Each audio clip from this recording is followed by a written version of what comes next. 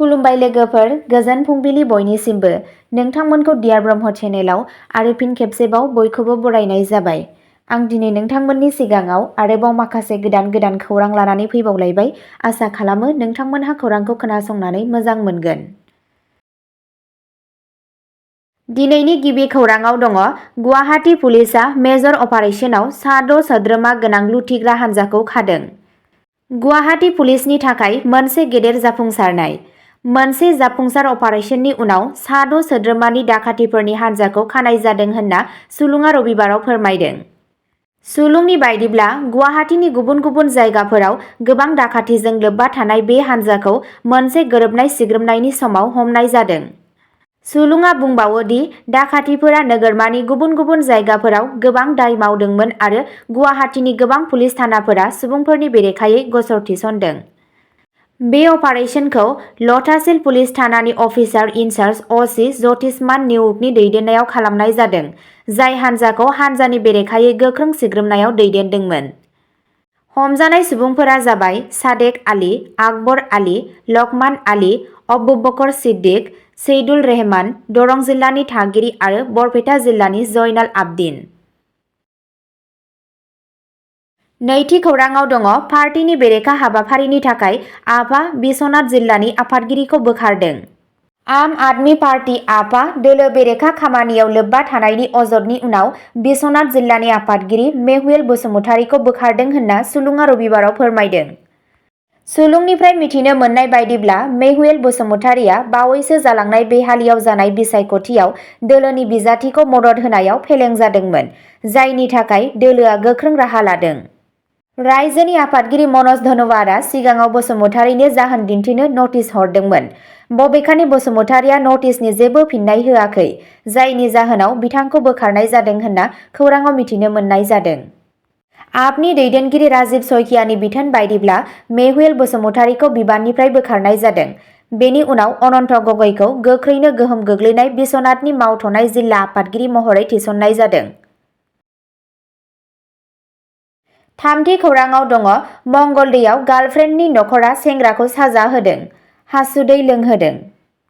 आसामनि मंगलदैनि सासे लाइमोनखौ गावनि मोजां मोनग्रानि नखरा गावनि न'आव लुबैहोनानै देहायारि गाज्रि आखु दिन्थिदों। आइजोनि नखर, जेराव बिनि बिफा, फंबाय आरो बिबथैबो दंमोन, अजद होनाय बायदियै बिथांखौ साजा होदोंमोन, जायनि जाहोनाव बिनि आथिं आखाइ बायदों। जोबोद अनागारि खालामनायाव जेब्ला बिथाङा दै बिदोंमोन अब्ला बिथांमोनहा अजद होनाय बायदियै बिथांखौ हासुदै लोंहोदोंमोन। बे सोमोनांथाव जाथाया दरंनि मंगलदै महकुमायाव थानाय मुवामारि गामिनिफ्राय जादों। सुलुंनि बायदिब्ला लाइमोन सुदीप मण्डलखौ बिथांनि नखरनि सुबुंफोरा मोदोमाव जखम जानायजों मंगलदैनि मोनसे गावारि क्लिनिकआव थिसनदोंमोन। खौरां मोननाय बायदिब्ला साजा होनायाव बिथांनि आथिं आखाइखौ सिफायनाय आरो तालिबान रोखोमनि अनागारि खालामनायखौ गोसोखांहोनाय आदबजों गावनि आसिनि आसुगुरखौ बोखारनायबो दंमोन। आइजोनि नखरनि सोद्रोमाफोर बिफा अधर मण्डल, फंबाय देबजित मण्डल आरो बिबथै फालु मण्डलखौ दायनिगिरि महरै सिनायथि होनाय जादों। खौरां मोननाय बायदिब्ला मोजां मोनलायनाया सुदीप मण्डल आरो अधर मण्डलनि फिसाजोनि गेजेराव जागायजेन्दोंमोन, जाय सानैबो मोनसे गामिनि। सुदीपखौ आइजोनि न'आव लिंहरनाय जादोंमोन, जेराव नखरा बिथांनि सौफैनाय समाव गावसोरनि मुगैथाव गाग्लोबनायखौ जागायदों। दायो जाथायनि सायाव पुलिसनि नायबिजिरनाया सोलिगासिनो दं। ब्रैथि खौराङाव दङ मरिगाव लाचित दिवस रेलीआव 10,000नि बांसिन गथ'साफोरा बाहागो लायो, मुलुग रेकर्डनि थांखि। मैया 10,000नि बांसिन गथ'फोरा लाचित बरफुकननि महराव दोरोङारि असमिया हेंदान थुंग्रि लानानै लाचित दिवसनि फालिथायाव मोनसे गिदिर हानजा सुरनायाव बाहागो लादों। हिन्दु जागरण आसामनि मरिगाव जिल्ला कमिटिजों खुंजानाय मिरुआरि लाचित दिवस हाबाफारिया समाजारि फोसाबनायनि थाखाय हेफाजाब होनायजों लोगोसे मोनसे मख'जाथाव हारिमुआरि फालिथायखौ सिनायथि होदोंमोन। बे हाबाफारियाव मावथिफोरा मरिगाव जिल्ला कमिसनारनि गेजेरजों गिबि मन्थ्रि हिमन्त बिश्व शर्मानो 1.5 लाख सागानजों लोगोसे गांसे गोसोखां बिलाइ गथायदोंमोन।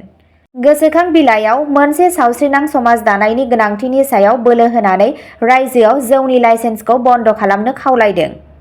जिल्ला आफादनि थांखि गोनां हाबाफारिया लाचित थुलुंगायारि गाननाय जोमनायाव फ्राय 10,000 गथ'फोरनि बाहागो लानायखौ थुबुर खालामनो थाखाय world record of India, Guinness book of records आरो एशिया बुक अफ रेकर्डसजों लोगोसे गोबां मान गोनां रेबगान्थिफोरनि थाखाय मुं सायख'जादों। बे हाबाफारिया 17थि जौथाइनि आहम जेनेरेल लाचित बरफुकननि साहस आरो हादोर अनफावरिखौ दिन्थिदोंमोन, जाय मुगल सान्थ्रिफोरनि बेरेखायै गावनि जोहोलाव रैखाथिनि थाखाय मिथिजायो। हिन्दु जागरण आसामनि नाजानाया हारिमुआरि रैखाथि आरो समाजारि सांग्रांथिनि थाखाय बिनि रादायखौ दिन्थियो।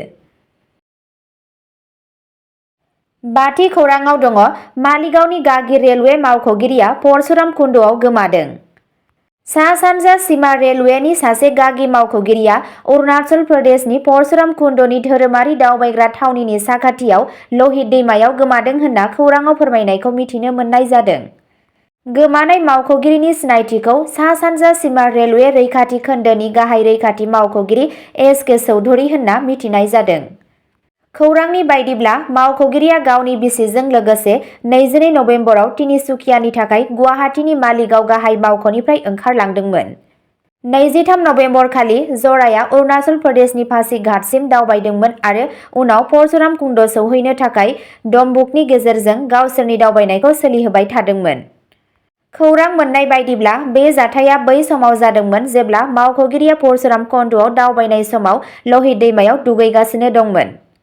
आथिखालाव Arunachal Pradesh police, railway police आरो एनडीआरएफ हायुंआरि खैफोद मोगा-मोगि हानजाजों रैखाथि हाबाफारिया सोलिगासिनो दं। अब्ला दिनैनि खौराङा एसेनोसै। जाय बिथांमोनहा सानसेनि फानजामुथिखौ नायनो मोजां मोनो, स्क्रिनाव होनाय चेनेल बड' इनफ' पइन्टआव थांनानै नायहैनो हागोन। चेनेलनि लिंकखौ डिस्क्रिप्शनाव होनाय जादों। गोजोन्थों।